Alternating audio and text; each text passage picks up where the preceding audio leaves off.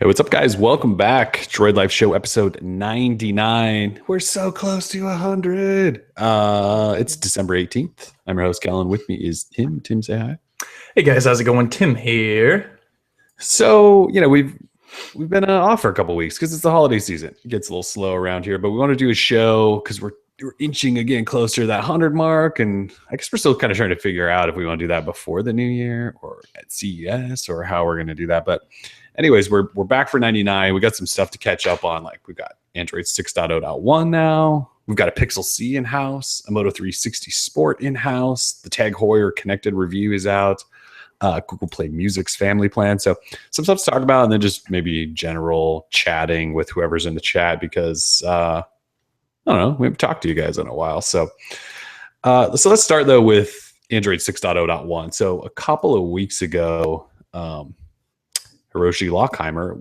What's Hiroshi's official title? Like, he just got promoted. I can't even keep track. He's like SVP of Android. Yeah, he's basically the head of Android at this point.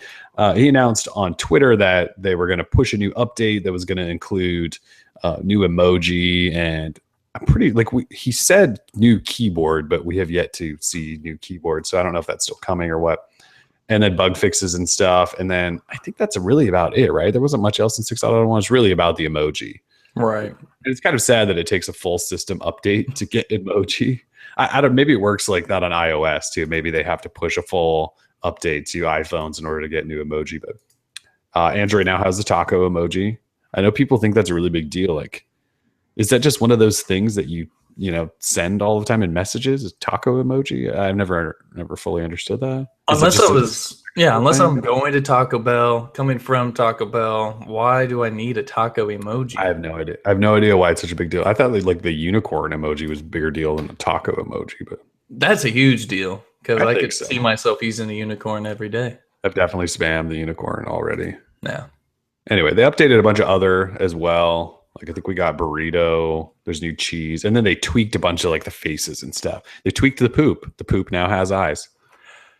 Android emoji, just sort of in general, not as good as iOS. I don't know why that is. I think Google tries to make their emoji like a little too cute or, cutesy type, like give them characteristics and stuff. A lot of them I can't even understand. Like, some of them are like they're doing like little praying things, or you can barely tell. And what's with their yellow waving, like sumo guys that they use for everything? At least that's what they're.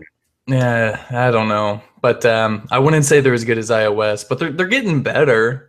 I still feel like it's odd. Like, there's not a there's hand gestures like thumbs up, thumbs down, stuff like that, but there's not even one for like crossing fingers or anything like that. There's still like a few crucial ones I would say that are missing. I haven't seen a pirate flag or anything like that. So. Yeah, and they did introduce a bunch of flags finally. You used to have to like copy and paste those from like the web because they just weren't, you couldn't find them in the keyboard, which is just ridiculous. The eye emoji still sucks on Android. It got better this time around. Yeah, so someone in the chat is asking why emoji are even a big deal. They're a big deal because they're sort of like pop culture now. Emoji, you can add them, you can express emotions or feelings towards something without saying any words. You just put the emoji, and so they sort of help with expressing how you feel about something, whether it be it might be childish or immature, I guess you could say. That's a really big truck, but I like emoji. I used to not care, but now since Android is getting more support, especially in the Android apps, like for example, it used to be hard to sort of put an emoji inside of Instagram or Snapchat, but now it's much easier thanks to these updates. And I think it's good to be on the same level as iOS. If you want people to come over from iOS to Android, iOS users love their emoji, so Android has to have good emoji, period. So that's why it's a big deal. Yeah, and they're just fun to use. I know, that person asked, Drummer62 asked if we're all children, but they're just fun. I'm a child at heart. I am too, a little bit. So anyways, they're greatly improved, I will say. Some of the ones they tweaked are finally better. Like, they used to just look like they were written in a pencil, and now they're actually like cartoonish and look like actual emoji. So anyways, that was actually the big 6.0.1 update, which seems weird that we needed an entire system update for that, but we did, and it's out on Nexus phones and tablets. And SwiftKey is actually updating their beta to include the new emoji, but you obviously have to be running 6.0.1. And no one else has 6.0.1. So if you're on Android and you don't have a Nexus, you still can't use the new emoji. Welcome to Android. So that's rolling out. If you haven't updated, we've got factory images and OTA zip files, whatever you need. So jump on that. Let's see. Let's talk about Pixel C. So Google pushed out. So we can back up. So at the end of September, Google announced new Nexus phones and Android 6.0 as Marshmallow, and then at the end, a new Chromecast, and then at the very end of the event, they were like, "But we got one more thing," or whatever, and it was this Pixel. I keep wanting to call it the Chromebook Pixel C. I don't know if you do that as you're holding it up there. So they announced this thing called the Pixel C, and everyone was like, "Well, we thought Pixel was a Chrome thing," and they were like, no. It just means like it's our own hardware and it's high end and probably really overpriced. And we were like, oh, and like, hey, it's got this really cool keyboard. And we're like, okay, that's pretty cool. And it runs Android. And what else are you offering me? And they were like, we don't know, because it's not ready yet. We'll have it by the holidays. And so like time just kept going. Black Friday comes, no Pixel C. And then was it last week they announced it? I think it was last week. Let me look. Yeah, December 10th. Made available, Yeah, so last week, sorry, they finally made it available and said, like, here you go. Some people got review units early, like 5 people, I think. And we have one now, but so it's available and it's $499, I think, starting price. And then is that 32 gig? 32 gig. Okay. And then the keyboard attachment is another $150. Yeah. So, and if you want to jump up to 64 gig, they're actually going like the Apple route and charging you another $100, which is kind of shitty on Google's part. So it's available and you can buy it at Google Store. It'll ship immediately, get it. And it is out. So you have one. We've unboxed it. Do you want to maybe just kind of recap some specs and talk about what you think? You've been using it for a good week now, so I'm interested to hear what you have to say about it. We haven't talked much about it, so. In terms of the specs, I don't have the specs actually pulled up right in front of me, but I will here in a second. So, but what I can do in the meantime is give you my sort of first impressions. It is an Android tablet, and as everyone here should probably know, Android tablets are borderline useless. And I hate to be critical, but at the same, I don't use Android tablets because there's no point.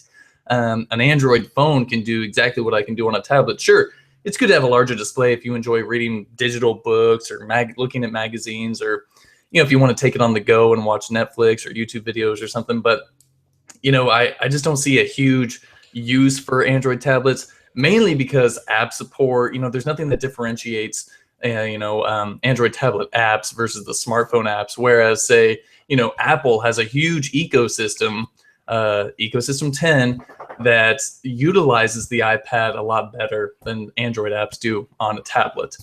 So the display, super nice. While I'm kind of doing this, let me go over the specs here. I finally have them pulled up. So display. 10.2 inch 2560 by 1800, and so quad HD essentially, but a little I guess it's wider. I don't know what the exact terminology. It's kind of a weird resolution. Yeah, I can say that. Yeah, 2560 by 1800. Yeah, it's kind of weird, but I guess they probably wanted to go that. Is that 4:3? I can't do math that easily. I'm not a big math guy, but I would say 4:3, not 16. It's sort of like that style, that more squarish style, rather than like a Nexus 7 or a phone that's 2560 by 1440 or whatever it is. Exactly. And then I guess sort of the big one that stood out to me when they first announced it wasn't sort of the display resolution, but the processor they use, which is the NVIDIA Tegra X1 processor, which you would find in sort of like these new line of autonomous cars and all that. They're really touting the performance of the X1. And so 3 gigs of RAM. Let me just run through it. 3 gigs of RAM, 8 megapixel rear-facing camera, 2 megapixel front-facing camera. It does have stereo speakers on each side, which is they do sound pretty good. USB Type-C, NFC. It's it's sort of like the most high-end Android tablet that's ever been created, at least in terms of specs and in quality. I mean, it is a Pixel, and much like the Pixel, the Chromebook Pixel. has this all metal sort of exterior. It has these external LED lights too, which sort of gives you that chrome look with the blue, red, yellow, green. But it also doubles, I believe, as the battery kind of meter. So when it drains down, you'll see a green line. It gets fader and fader along the back. Performance has been good. Like I've been playing Fallout Shelter and a couple of like Blossom Blast silly games, but I mean, performance seems good.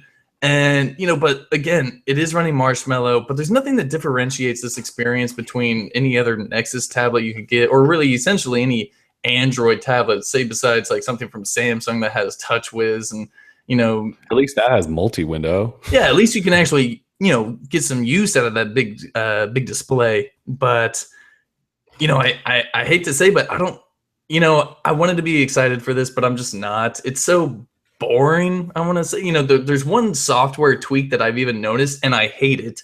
And so on the bottom here, usually on Android, you've got the 3 buttons centered, but on the Pixel C, they put the back button and the home button on the left, and then the multitasking button on the right. Usually they would just be centered and everything's groovy, but on here they decided to change it up, maybe because they wanted to differentiate this sort of OS between the others. But so I'm with you. It is the dumbest. So basically they're moving to the assumption that you hold your tablet, right? Like this, like so your thumbs are always there, except most people don't hold their tablet like that. Like you hold your tablet with one hand, right?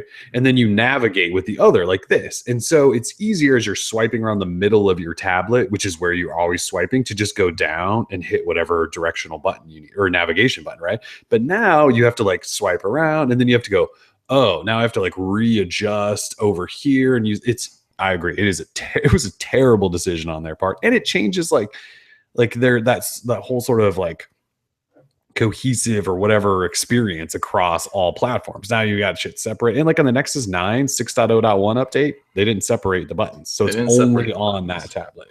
Yeah, the fact that if you want to use the same UI essentially, you know, across the whole platform, but then just change it for this one device, it doesn't really work for the human brain, you know, because I'm programmed already to think that these buttons are there.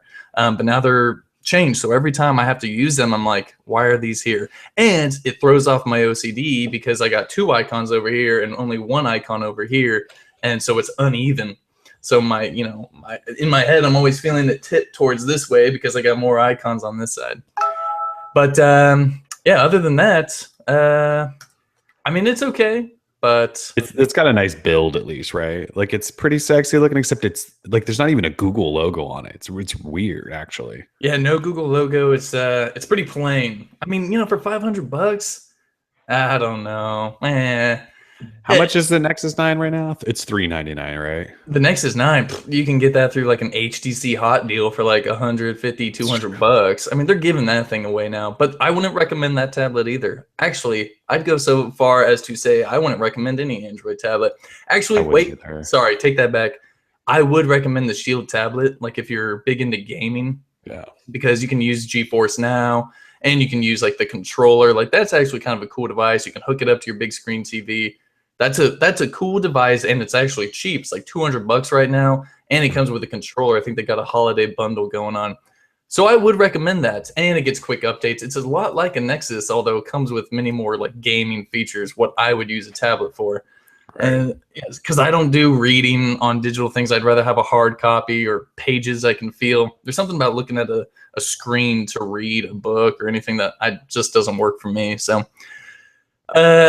I would not recommend this, although it is cool. But that's all it is. It's just cool. But it's what about the keyboard? You know? So when they presented this thing, I remember going, okay, so you created another Android tablet and you don't have like any real selling feature in terms of software. You haven't done anything there. Like there's no overwhelming like, oh, cool, an Android tablet that actually means something. And then they pull out this keyboard, and it was almost like when they were presenting it, they were more excited about how cool the keyboard was than the actual tablet, right? Because like the keyboard doesn't even come with a plug to charge. Like the only way to charge it is to attach it to face to face or keys to face of the tablet, and then it wirelessly charges, which is cool and a cool technology. And it's got like a really nice hinge. You can set it at whatever angle you want, except it costs an extra $150. So like the tablet costs 500, and there's no real selling point there other than, hey, it's another Android tablet with these really terrible navigation buttons. And they're like, but we have this really cool keyboard. But like, have you used the keyboard much? Like typing on it, is it nice? Like, When I first got it, I thought I was going to try and sort of write for Droid Life, like say a day out of the week, just using the Pixel C. But I found out within 5 minutes that that's just not possible.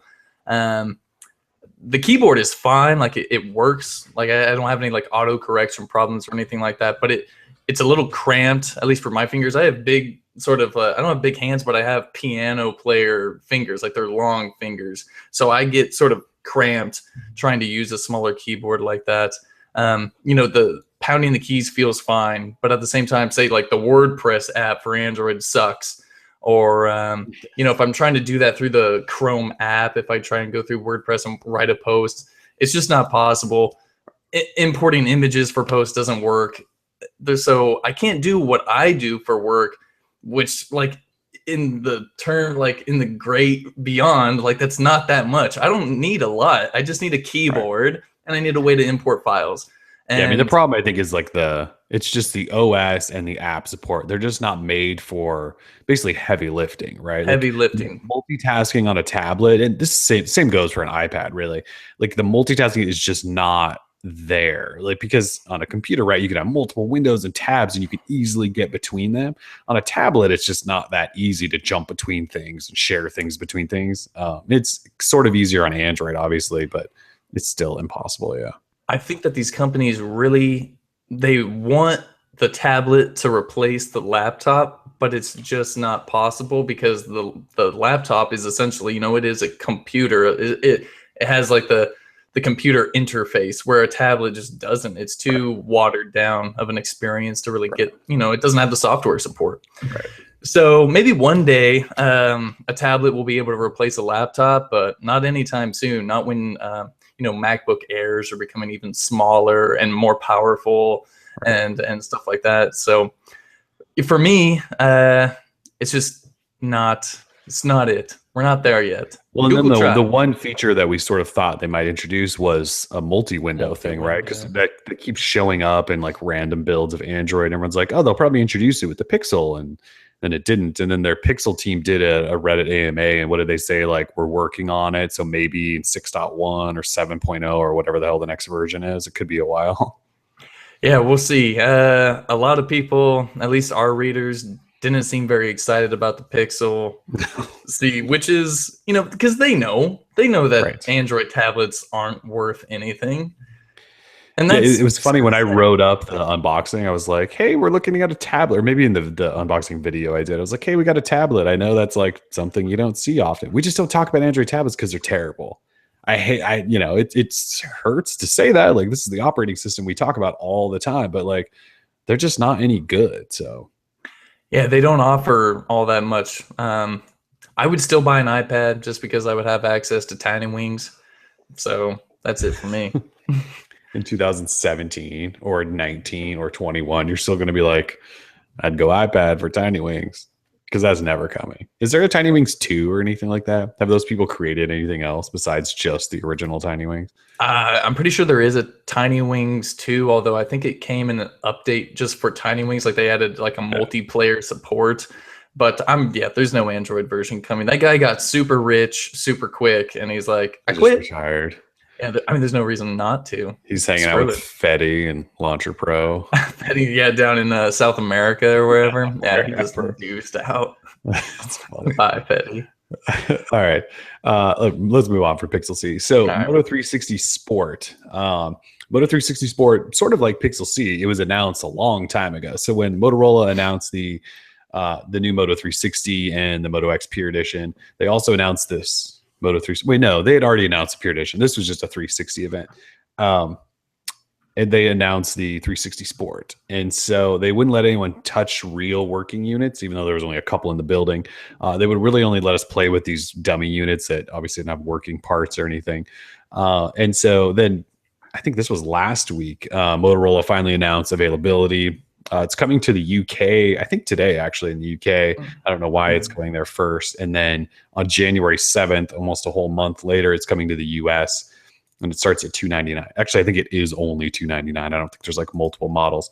Anyways, there's a white, orange, and black versions. January 7th, US, and the Moto 360 Sport. So it's obviously their take on a sport fitness watch.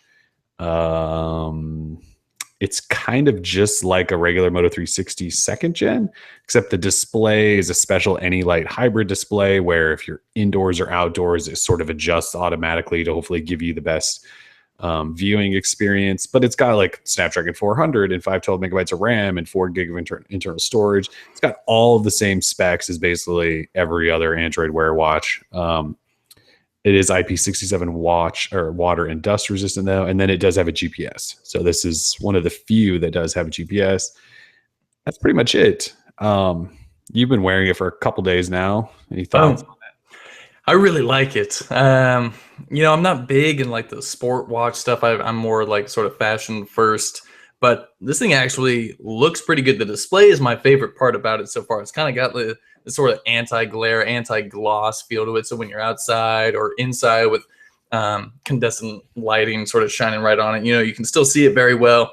I like the design. It's a lot like the Moto 360 second gen, but it's rubber, silicone, and it's super comfortable. I have to say, they've got the crown up in the 2 o'clock position, which is nice. It's not digging into your wrist or anything like that. It doesn't come with a lot of watch faces. Like there's only one that really separates it from the rest of the Moto 360s, and that's that odd looking multi-color one. I know it's hard to tell, but it's cool. Battery life seems great. It's at 4% right now, and I've only charged it once since I got it. And I've been using it pretty good. I've been trying to wear it as much as I can. The pedometer seems to work well. I don't exactly know why I need a GPS. Like I get it if I want to track my runs and stuff. Like I'm not the biggest fitness guy, but I do like walk my dogs and stuff all the time. So yeah, we'll the only real reason for GPS is if you go for runs. Otherwise, there's not really. Yeah, there might be like a golf app you can use, maybe, because that'll work then. Yeah. Otherwise, there's not like a lot. Like that's the point. So even if I took running seriously, and like I get like you want to know all your data and all that, but I would just run for the sake of running, like not to be a nerd about it and like know all my GPS info. Don't hate it. No, I'm saying if you're a runner, you do care about all that nerd stuff. I've gone through I don't know how many different apps until I found one I liked because I liked how it tracks and its interface. Like that is part of it. It's just like with anything, you can obsess about. There's like all the little gadget nerd stuff with running, but. Well, I'm going to try, before this review is up, I will give it a run because I just moved. I'm in a new neighborhood, so I want to run around and take a good look at it. I'll run with the dogs. We'll try out the Moto 360 Sport. But so far, awesome display, good battery life so far. I'm actually super surprised, only 300 milliamp hour. Yeah, which is kind of on the smaller side. It is on the smaller side compared to, say, the Huawei watch and the 400 milliamp hour. How is the display outdoors? I had it briefly just to do an unboxing, but I didn't take it outdoors like in bright light. Does it actually sort of flip and can you see it really well? It's great. I'm trying to explain. It looks like a flat image instead of like a glossy where you may see kind of glare. Like it just seems flat and really good at, I want to say like kind of like an e-paper, but that's not it. But it seems sort of matte. Does that make sense? Like no gloss. So I like that. There's really not much to say. Android Wear, it's growing. It's getting better. But the performance seems good. Like when I'm scrolling through, there's no jank like we saw with the TIO map processor on the first gen Moto 360. So far so good. I'm still in the testing phase. Yeah. So. Yeah, and our review will take a little while because you can't even buy the damn thing yet, right? So yeah, it's kind of crazy that it came out in the UK first. I wonder why that is. There's like, don't people in the UK just like smoke and drink? Like they don't like run, do they? I don't know. Maybe times are changing. I've Sorry, never been UK people. Yeah, I've never been to the UK. I don't know if they're big into fitness. I bet them looking at us though on the other side, they probably think we're all fat slobs. Like Oh none yeah, of they us. probably totally do. Yeah. Yeah, all we do is we eat McDonald's, sit on Watch our football. butts, Watch yeah, American watch football. football. Yeah, American football. Yeah. That's right. All right. So yeah, Moto 360 Sport, we've got one. If you guys have comments or questions on it, let us know. But we'll be working on it. Yep. Still talking watches. I finally reviewed the. See if it has any power. No, it's dead. The TAG Heuer Connected, this big beast of a watch here. So it's dead because I basically, once the review is done, took it off and haven't put it back on. So I will actually say, well, there's a few things to say here. So it's a $1,500 smartwatch. We all get that. So it's ridiculously overpriced for a smartwatch that's going to die in 2 years, and or less. And obviously, TAG Heuer realizes that because they're doing that trade-in program where in 2 years, when the warranty's up on this thing, you can trade it in and shell out some more cash and then buy a real mechanical watch. So even they understand that this thing is not built to last. So that's kind of an interesting thing to dive into then. Like you buy a watch knowing that, and not only just a watch, a $1,500 watch, knowing full well that in 2 years, even the manufacturer of it expects it to be worthless. That's just kind of it's just an odd thing to try to grasp in your mind. So obviously this isn't a watch for everyone. Its price is at a level that is not for everyone. And, TAG Heuer didn't make this watch for everyone. They know that, right? So as a smartwatch, though, with that in mind, it's probably, I would probably say it's the best Android Wear experience I've had. Not that like the Moto 360 or the Huawei watch, there's really anything wrong with those because they're great too. This was just one of those where like I never saw a stutter, I never saw a hiccup.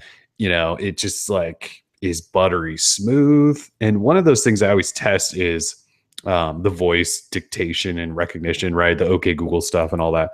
And this thing hit that just about every damn time I said it. And then it actually transcribed or dictated whatever I was saying and did it almost every single time. And like, I can't name another smartwatch that I thought was as accurate as this one.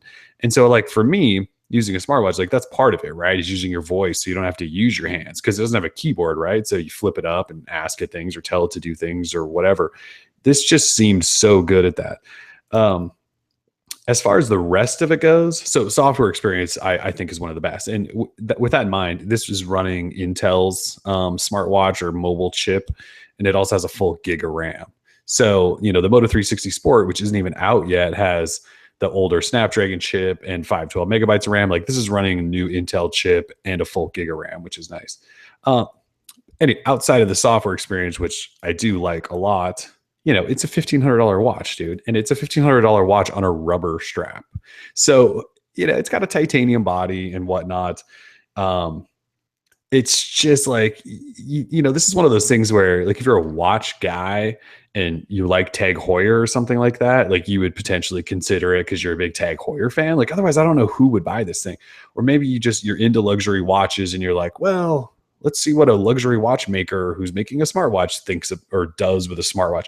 Otherwise, like, I don't know who would buy this. But TAG Heuer says they're like in such high demand that they are not only ramping up production, they're also cutting off online sales because they want to sell them through their stores because that's where people are apparently flocking in to buy them at. So I wouldn't personally go out and buy this because, there's like you buy a Moto 360 for $300 and it's just as good, right? The experience.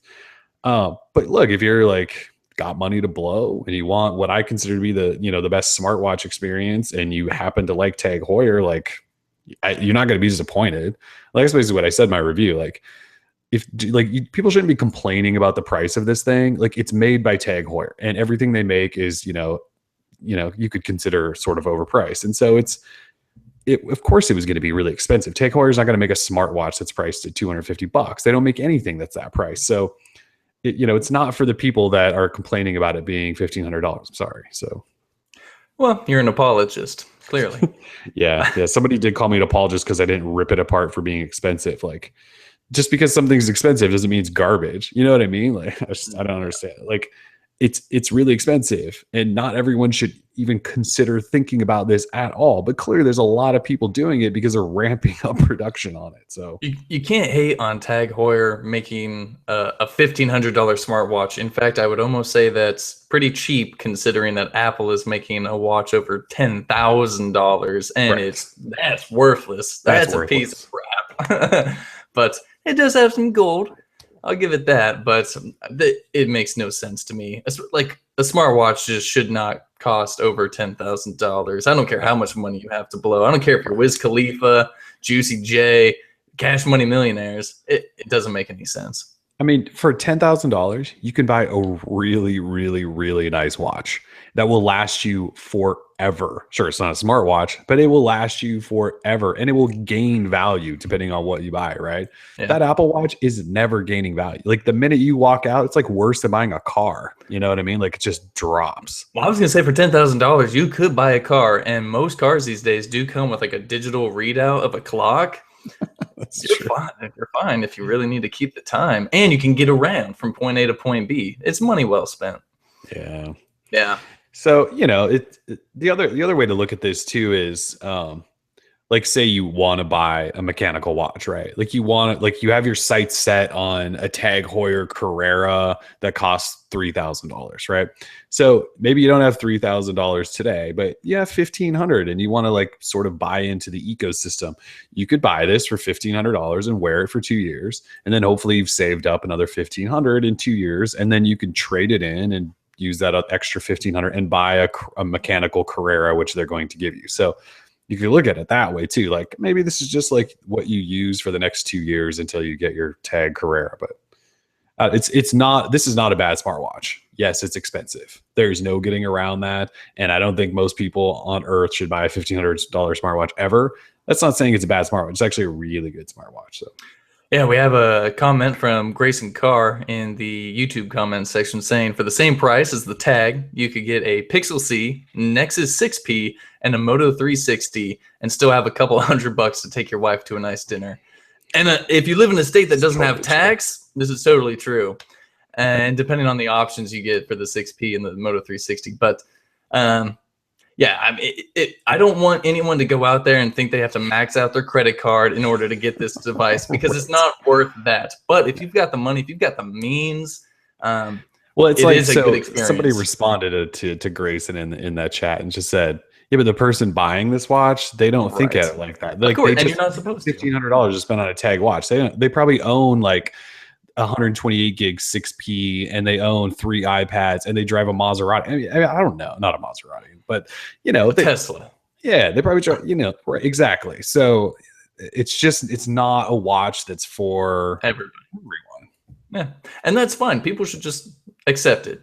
Yes. Accept the fact that we're all broke. We're all working class Americans who are just trying to get by month to month. Let's face it. This is true. But yeah. So anyways, it's TAG Heuer Connected. It's a nice smartwatch. I'll just say that. It's obviously not for everyone, so don't stress about it. If you can't go out and buy it, or you're pissed that I gave it a good review, just move on. There's other things to worry about. There really are other things. Yeah. All right. So outside of the Android 6.0.1 update we talked about earlier, there are some Marshmallow updates actually coming to non-Nexus devices right now. So the HTC One A9 started with it, right? And so that doesn't really count, although it's supposed to get 6.0.1 this month, I believe. So the A9 will be all up in that new emoji reel soon. But Moto X Pure Edition is getting it, and I think it's rolling out to everyone, right? Like it started out as a little test, and now everyone has it. And if you don't have it, I'm pretty sure we have the file somewhere at our website. You can probably sideload it, which I think is what both you and I did. The Sprint LG G4 is getting Marshmallow today. So that's one of the first. Look at LG. What's up with that? No, look at Sprint. That's amazing. Sprint bringing it home. Yeah. So that's happening. I don't think the G4 has been, I think, slowly getting it in weird countries. Like, didn't it get in Denmark first or something like it always does? Yeah, I think it was like Poland, Denmark, somewhere like Netherlands, Europe, Northern Europe. Yeah, it's Poland. Yeah, they did it with Lollipop with the G3 in Poland last year. Yeah, that was a huge deal. Yeah. Like I love the clickbait, non-clickbait, like LG G3 getting Lollipop ... in Poland. But I love that. That's my favorite. Yeah. So, but this is the first U.S. model, right? That's a pretty big deal. Huge. No AT&T, no T-Mobile, no Verizon yet, just Sprint. So, It's got to be coming soon. yeah. And then the Droid Turbo 2, we're pretty sure is getting it any day now. Because they announced a soak test of a software update and they wouldn't say what it is. But at like basically the day after they announced that, two of our readers who work for Verizon who have the employee edition, because they still make Droid Turbo 2 employee editions, they got the update. So it's coming. It's rolling out eventually. Although that soak test, I don't think ever kicked off. So I don't think you're going to get it like tomorrow or anything, but it's coming. So we're getting there. Marshmallow updates a little bit faster maybe than last year. It's getting better. You know, I gotta say, ever since updating the Moto X Pure Edition, you can check out my Kylo Ren wallpaper. But I gotta say, there's some bugs. There's some Wi-Fi issues. I've gotten a couple of random reboots after installing Marshmallow, and no, it's not good.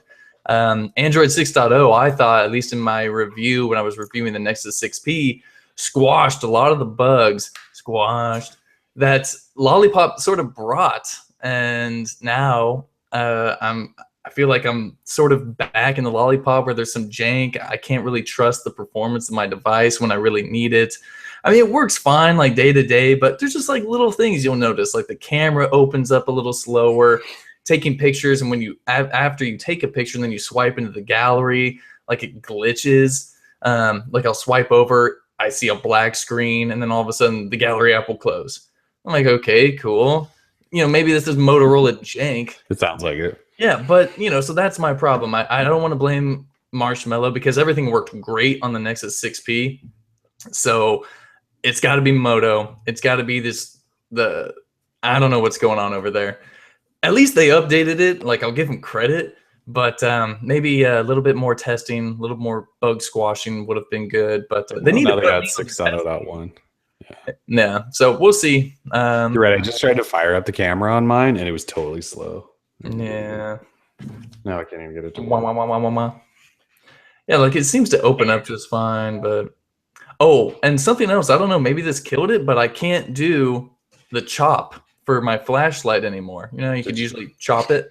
Did it get turned off? No, it did not. I checked, but yeah, the gesture for it is unresponsive. So I'm that's totally gonna try now. Yeah, do it. I'll just to go in here, I will prove that the gesture is turned on. Chop twice for flashlight. Chop twice for flashlight is turned on, ladies and gentlemen. Mine's on too. Chop. Wow. Oh, I have to be in the screen for it to work? I swear, dude. You just seen me chopping it. What is this? What? Turned it right off. Here's with the screen off too. Oh, it has to be down. It has to be down. You can't do it up like that. Do it so that it's like this. So like I mean, like the phone can't be upright. You have to do it like so the phone's like this. So you're like this. All right, prove it. Yeah, see, dude, it's all about the angle. You have to have it like this. See. Huh. I don't think it's as responsive as it used to be before the update, but that's the just camera me. definitely isn't, which is unfortunate because that's one of the best things there. Yeah. So, other than that, I'm really happy to be running back on Marshmallow. You know, after I was done with the 6P, I went back to Lollipop on the Moto X Pure. So I'm just happy to be back on Marshmallow, even though I guess there's nothing different. Like I thought. Doze is the king. Yeah, there's Doze is cool, and Google Now on Tap is cool. But since it doesn't work with Google for Work or the Google Apps accounts, I don't get to use it as much unless I use my actual Gmail, which I hardly ever do. So that's a problem. I use Gmail for Google Now, and I never use Google Now on Tap, just so you know. Actually, if you look in any of our comment threads, every time we write up Google Now on Tap, everyone says the same thing. They all say they don't use it. Like, I wish I had a use for this. They're like, when this was first announced, it was really cool. And it was one of those big demo things at I.O., and no one uses Now on Tap now. Yeah. It's one of those things where in the moment you have to need something. Like, so, you know, a lot of the examples are you're having a conversation in Hangouts with someone and they say, maybe we should go to this movie tonight. And they're like, oh, I don't know anything about that movie, so let me pull up Google Now on tap. But like, if someone mentions a movie, like chances are you probably heard of it, right? Or like, let's go to this restaurant. I guess that would work. But how often are you just like chit chatting with the homies and they're like, let's go to this restaurant that we've never heard of before? I don't know. I just like the use cases are so limited. I just don't know that every time there would be that many chances to use them. Yeah, I just don't know how realistic it all is. Yeah. I mean, like you're on Twitter or something and someone posts a tweet about something and you maybe want to know something more about it. Maybe. Does that happen? Does that happen a lot? I don't know if that happens a lot. It does. It's one of those things like you use it to find out information, but yes. The other thing is they just added recently was package tracking, and what was the other one? Well, they added screenshots, which is cool. That's actually useful. Isn't there flight tracking now too? That's it, flight track. So if somebody texts you like flight tracking, you can hit that. So that's kind of useful. Cool. That's cool. The package tracking, on the other hand, is completely not, right? Because you have to be looking at an email that says like your order confirmation and probably says something about tracking, and then you can launch Now on tap. Except Google Now like already reads that information, right? And so if you just open up Google Now, that's probably already there. Like, how often do you go back into an email of an order? I don't know. Maybe people do that a lot. It's possible. Anyways, Google Now Tap is cool. It's just not the greatest thing. Anyways, off track here. Doze is like the greatest thing ever. So I used to be, this all has to do with charging basically. But so, I used to like hammer through a phone, and by like 8, 9 o'clock, it's slowly dying and I'm down to like 20%. I'm thinking about plugging it in for a while if I'm going to be up for another couple hours. Now I just kind of run that thing down to like 15, 20%. And then I go to bed and wake up the next morning and it hasn't even changed, right? Like you no longer have to charge phones at night and leave them plugged in all night. And then I think, are you one of those conspiracy theorists that thinks you shouldn't leave your phone in plugged in all night? Maybe. Yeah. So like now I'm on board with you. Like I don't even have to do that anymore and like worry about you being right or something. Like I just don't plug it in at night. And then I sit at my desk and USB Type-C it in the morning and charge it in like an hour and I'm good. Yeah, I don't want my lithium ion battery to drain or burn out or whatever the hell. Yeah. So So I don't have to do that anymore. Like and the thing is, because it's USB Type-C, the 6P, which is what I use, I haven't put a Type-C charger up near my bed yet. So it's just pure laziness. And so I can't plug it in up there. But I still go to bed with confidence every night because of Doze. Good. Love me some Doze. Like the 6P, because I have it sitting on my desk too. And sometimes I just don't touch it for like 2 days and I pick it back up and it's still at like 50% because Doze. Good job, Doze. Good job, Doze. All right. So yeah, Marshmallow is rolling out to people just slowly. Samsung, we have no idea when it's coming to Samsung phones, right? Probably next year sometime, like in February. It's reported that Galaxy Note 5 S6 Edge should see it December, but it seems unlikely at this point. Yeah, so we're running out of days. Yeah, we're running out of days sort of quickly. Haven't even seen like a leak of a file or anything like that. So I'm just, early 16 is when you should expect it. Yeah, hopefully. I mean, I would love it on Note 5. I'd maybe jump back on I might jump back on the Note 5 if it did that. Yeah, absolutely. Yeah.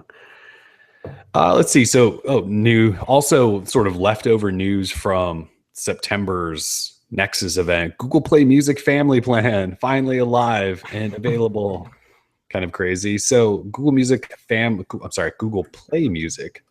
Plan. You can sign up for it now. It's $14.99 a month, and that is up to, well, they say up to 6 family members, but you can really invite whoever the hell you want into this thing. And it's kind of a big deal. Not only do you get the family plan, you also get access to YouTube Red. This is like the best deal in media, I think. So for up to 6 family members, $14.99, you get not only access to the entire Google Play Music collection and radio and all that stuff with no ads in there, you get access to YouTube Red. And everyone on the account gets access to YouTube Red with no ads and all that stuff.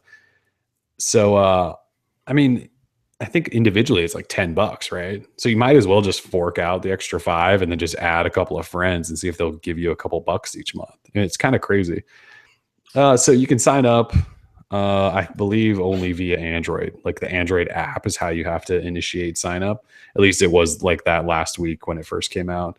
It's pretty easy to do. One of the cool things you do get though is the ability to add a family group on Google Play. So like outside of family played music, family plan, whatever the hell we're calling it, you can add like a family credit card. So your kids or your friends or whoever can go buy apps and games and stuff like that.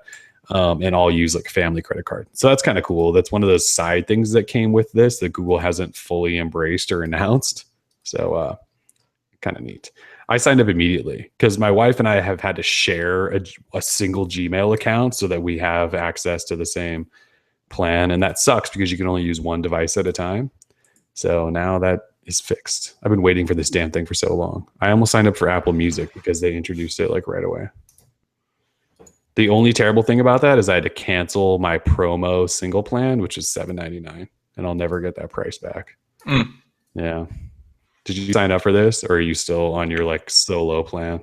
Yeah, don't exactly need it. Just on my solo plan because I have the discounted like $7.99 Google Play Music. So, and my girlfriend, she uses Google Play, but she doesn't really like need it. She doesn't watch YouTube videos. She doesn't need Red. She doesn't need half the stuff. So just let her pay for her own, and we'll just leave it at that. So terrible. That's what I'm saying. I had to give up my $7.99 pricing. Yeah, I don't want to give up my $7.99.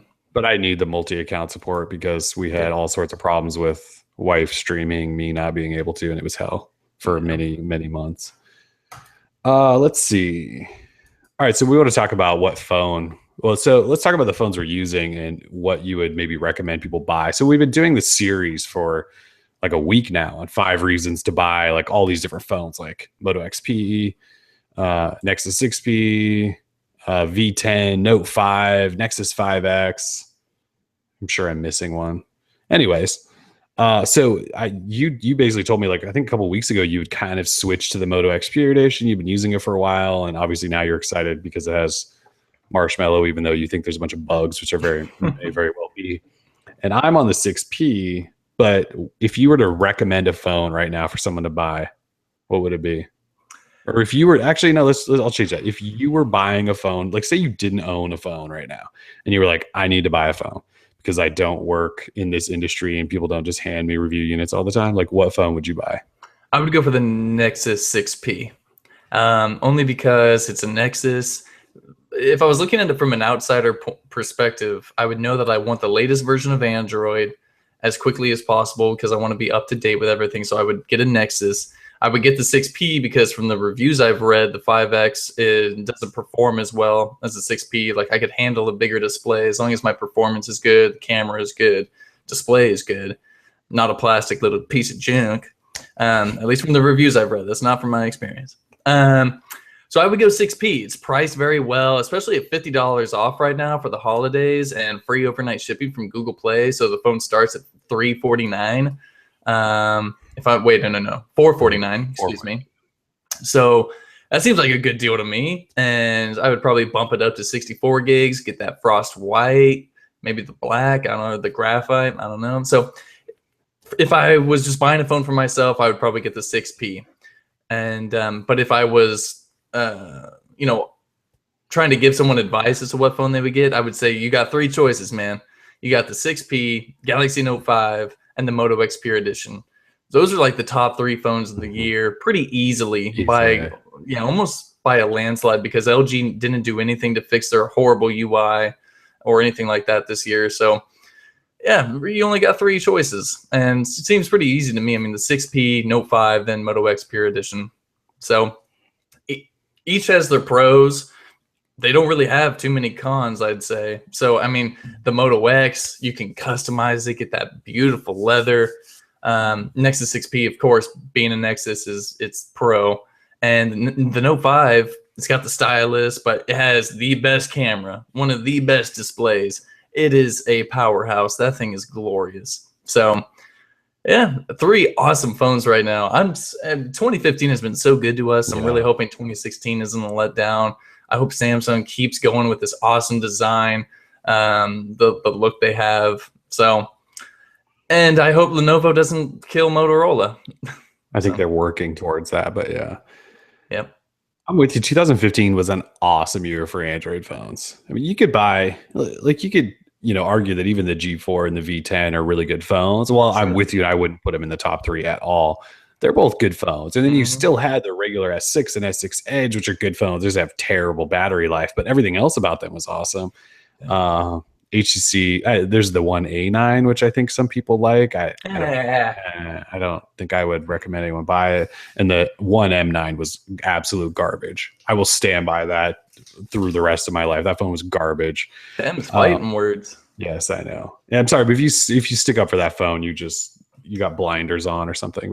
Yeah. But yeah, like the phones this year, because I remember we had the conversation about at the end of last year where we said it was kind of a disappointing year in terms of phones. Like nothing was awesome, right? Like the S5 was a complete flop. The Note 4 was a solid phone. It just was kind of ugly. Oh no. The Note 4 was their first metal phone, wasn't it? Outside of that little mini thing they did. So the Note 4 was legit. It actually had a metal frame. But like the Moto X second gen was decent. We liked it for the experience and the leather, but like the camera was crap. The Nexus 6 was a whale, and no one bought that damn thing. So yeah, it was like last year was a bunch of missteps. The G3 started out good, and then I feel like it suffered that like UI slowdown that many Samsung and LG phones do. Yeah, last year was terrible. This year was awesome. Like at the end of last year, like the Moto X second gen with its garbage camera was our phone of the year. Yeah, I mean, like that shows you how bad last year was when a phone with an absolute disgusting camera won phone of the year from us. This year, Nexus 6P, Moto X Peer, and Note 5 are all right there. If I was telling someone to buy one, it all depends on budget, right? If people have $500, like I would say, just go buy the 6P. You're gonna like the phone, and assuming you like a pretty big phone. If the budget's lower than that, I mean, yesterday you could buy the Moto X Pure Edition with 32 gig of storage for $349. It was $100 off. Like I almost bought one just to because I was like, this is too good of a deal. I should take advantage of this. And I already have one. Well, mine's a review unit. Yours isn't. So mine may have to go back someday. Like I almost bought one because I was like, this is a $350 for the Moto X Pure Edition, a phone that's this good that already runs Marshmallow. So depending on budget, right? That's kind of where I would go. I would throw the Note 5 in there, but part of me just hesitates, right? Because we just talked about we don't know when this is getting Marshmallow. Like it should get it early next year. The Note 5 is their most recent flagship, but I don't know. I don't have any trust in Samsung and software, unfortunately, after all these years. Maybe that'll change. Maybe they'll push it out in January and I'll just forget all about this conversation. Yeah, but I guess if it's someone that cares about new software, I would probably say 6P and Moto X Pure. And then I would say, but if you want something a little bit different, then there's the Note 5 and you can't go wrong there either. If I was buying one, I would buy, it'd probably be 6P. And probably the version I have, which is the white one. It's got that awesome fingerprint reader. Dude, I mean, the Moto X Pure Edition, the one thing it is missing is a fingerprint reader on the back where the dimple is. If it had a good fingerprint reader, it'd be game over, man. It's got a totally usable camera. 6P and the Note 5 definitely have a better camera, but Moto X definitely took a step in the right direction this year in terms of camera usability. Yeah, the camera's totally fine in the Moto X Pure Edition. Yeah, I actually saw an LG V10 in the Star Wars movie last night, not in the movie but in the theater. Someone next to me had the V10. I wanted to ask him about it, but he was a total nerd and he was spazzing out, so I didn't want to talk to him or anything. He had a big old Darth Maul t-shirt on. I was like, dude, really? Darth Maul? Anyway, I get that he's cool. It's just you wore the shirt of the guy from the worst Star Wars movie ever made. He was the coolest character in that in that prequel trilogy, but yeah, I just don't understand. It smelled. I was over it. I was like, this is what I was fearing coming to premiere night of Star Wars. This guy right here, he stinks of cigarettes and he's got a Darth Maul t-shirt on. This is the guy I didn't want to sit next to. He's spazzing out with an LG V10. Yeah, Honchoro. I'm like, oh, dude, calm down, buddy. Oh, that's really funny. But yeah, we can talk about Star Wars in a minute, but yeah. Anyways, those are the phones. So yeah. There's some good phones. 2015. Just envisioning the Darth Maul guy now. But let's just talk about Star Wars for a second. So you saw it. I'm going Sunday, and I booked like an adult-only theater, so hopefully I don't have Darth Maul guy like laughing. Oh, Han Solo! Han Solo! Falcon! Yeah, the cheering. Yeah, it's a really good movie. No spoilers from me, but really good movie. Highly recommend you go see it. Unless movie theaters aren't your deal, like maybe wait a month. If like you're not in a total rush, just wait for the crowds to die down, because the theater I went to last night wasn't even sold out. Plenty of seats left. So maybe the hype is totally real. I gotta say, no, it set like Thursday records by like 10 million. I think it beat the last Harry Potter on an opening Thursday night by like 10 million or something like that. Oh dang! Yeah, it's something crazy. Yeah. It was a good movie. It was pretty much exactly what I expected. There was a few kids in there, so like when BB-8 makes his first appearance, they're like BB-8. And I hate BB-8 so much, and I haven't even seen the movie yet. How can kids be attached to BB-8? We know nothing about him. He's just a little droid. It's because Sphero and all the hype toys have been pushing the hell out of BB-8 like it's the coolest. Yeah, but like we don't even know if he's a good guy. Like we get that he hangs out with the chick in the previews. I think we know he's a good guy, right? Of course, he's a droid. Yeah, it's like no one ever went out and was like C-3PO, yeah. Like R2-D2's cool because he's got his attitude and stuff, and BB-8, it's awesome. Just go see the movie. I don't want to say too much. Although, dude, this guy, Kylo Ren, he's a total beast.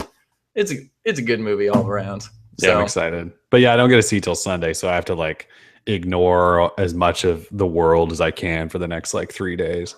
Yeah, well, I mean, if no one here is planning on seeing the movie this weekend, then you have to prepare yourself for Monday, because Monday is when everyone is allowed to officially talk about whatever they want the movie. Like you can expect spoilers left and right. Like people won't care. I would sort of agree. Like once the full opening weekend's over, it's kind of open at that point on social media. I would agree. Yeah, absolutely. So I'll save my full thoughts until then. But if you do plan on going and seeing it, definitely watch. I would not suggest watching Return of the Jedi if you want to go, but I would watch A New Hope. Just watch episode 4 and then go see this movie, and you'll be like, oh yeah, this is legit. Like the movie's total fan service. Like every 10 minutes they bring up something from the first trilogy, and you're just like, yeah, Millennium Falcon, or yeah, Han Solo, or yeah, Chewbacca. Like it's just it's a big wank session. So is what it is. Which is partly what we've all been waiting for, right? Because we wanted to have that with the first 3, and we just couldn't. I mean, sorry, episode 1, 2, and 3, and we couldn't really because they were so terrible. They weren't all terrible, but like Phantom Menace, and then dude, they were terrible. I mean, it's okay. Like it's Star Wars, it's cool, but they were episode bad. 2 and 3 aren't completely terrible. They're pretty bad. Don't get me wrong. They're pretty bad. There's just no depth. Like there's no depth. There's no anything. It's not poetry like the first 3. It's just not poetry. Right. So, and yeah, don't worry, anyone. I'm not spoiling anything. We all know Chewbacca and Han Solo are in the movie. Right. Like, calm down. We've seen the previews. If you haven't seen any previews, then I guess you did spoil that. But come on, have you not? Oh yeah, what the hell are you doing with your life? There probably are people though that are like, I'm not watching anything. I just want to be surprised. But like, your life would have sucked for the last like 7 months because there's been so much hype. Yeah, I will say that I have stopped watching previews because there's a different new preview with more footage like every day now on every channel. And when they come on, I just like turn my head. I'm like, I kind of want to be surprised at least some of this stuff. Like I'm starting to, just by watching trailers, I'm starting to piece together what the hell's going on. I don't really want that to happen. Yeah. I've been looking at Rotten Tomatoes. All the critics are still saying like it's really good. Audiences are saying it's good. I mean, so if you're into Star Wars, I mean, this movie is for you. Like if you're a fan of the first 3, like this was made just for you. This was a movie made by people who grew up loving Star Wars, like J.J. Abrams. I mean, he absolutely adores Star Wars, so he did good by it. Good job, J.J. Yeah, good job, J.J. He's not directing the episode 8, which is nice. I like that he's like passing it on. So no, he's not. Do we know who's doing that? Yeah, we do. The guy who did Loopers with Bruce Willis and all that stuff. But the script is already completed and all that. It's coming out and was ready to roll May of 2017. So I mean, the hype machine. I mean, choo MFer, like it ain't stopping. So Disney is they're on a mission to get your money.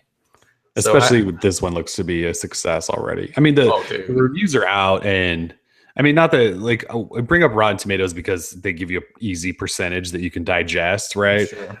And I know a lot of people hate Rotten Tomatoes, but like it's just a number that you can go off of, and it's like in the high 90s or mid 90s or something now in terms of good, and so that's a good sign, right? And then the fact that it broke all these records yesterday, like it's off to a good start. Oh, absolutely. I'm Even excited. yeah, what was it? IMDb was also giving it really good. It's a 8.9 out of 10. Yeah. So, and for IMDb, that's pretty good. Pretty good. I mean, dude, it's Star Wars. Just go see it already. That way we can actually talk about it. Yeah. Man. Yeah, the next episode we'll probably be talking about it. So you should probably see it before then. Not that I know when we're doing episode 100, because next week's Christmas, and then the next week after that's New Year's, and then the next week after that we're at CES. Man. We almost could have made this a CES preview show, because like who knows when we're going to be able to. We're just going to have to do like a Tuesday show for that. Yeah, it's possible. CES preview, I can recap in about 2 seconds. Nothing. You can preview nothing. and recap it all in the same sentence. Yeah. Dude, there's not going to be much. Like, I haven't seen much for like smartphones or anything. I'm even seeing what Ford or someone is announcing a car. Like, okay. Yeah, Ford's been inviting us to things, and like, yeah. So if you thought the last like 2 or 3 CESs were garbage, expect this one to be the worst yet. Just the spoiler alert. Like it's gonna. There's Tim and I are gonna be there, and we might be drunk half. We're not gonna be drunk half the time, but like we're gonna be having fun in Vegas and utilizing that a part of the trip, because there's gonna be no news. Yeah, it's unfortunate. We'll still do the regular rounds and do all the good stuff for you guys, but don't expect any like crazy announcements or anything like that. Although Samsung, I feel like because with all this Galaxy S7 rumor stuff going on for early next year, I mean, who knows? We could see some at least information come out of it, like backdoor meetings and all that. That's so, true. so who knows? I'm sure there'll be something always comes up, but it's usually boring. Mm-hmm. But yeah, it's good. This year's gonna be really bad. Really, really bad. Really bad. I mean, we'll have fun because we always have fun there, but I don't know that there's going to be that much cool news if anyone's looking for that. Yeah. If anyone lives in Vegas, feel free to hit us up. We'll gladly drink a beer with you. We'll probably have plenty of free time. Plenty this of year. time. Yeah. So yeah. All right. Any other last words? Well, happy holidays, everyone. Next week is Christmas, so I highly doubt it'll be a short week for everyone. Hopefully, and no show next week. So. Unless you work at Starbucks, then you got to work on Christmas. That sucks. Yeah, that's garbage. Starbucks should be better than that. They should just pay whoever was scheduled to work that day and close the damn store. Like, Totally. you know, your mom can get her coffee at home that one day. It's fine. She can brew a pot at home and not force people to work on Christmas. Just throwing that out there. She doesn't need just regular coffee though. She needs her caramel macchiato, non-fat, skim milk, etc., no foam latte. She can go one day without it. Yeah. She can go one day without it. Say with the grocery stores, you can be closed on Christmas. It's okay. Yeah. Unless you're paying people like triple overtime and they want that cash. So I guess that's the thing. Not to like go on this like whole social argument about things being open on Christmas, but like there's like a couple arguments, right? Like it sucks people have to work. Someone's at my door. What's up? Oh, hello, creeper. Oh God, he's knocking. Sorry, dude. Go away. All right. Well, I guess we'll just wrap show it. then. Yeah. I'll go on my social rants another day. Cool. All right. Well, happy holidays, everyone. Thanks for joining us. Episode 99 books. We're Droid Life. Peace.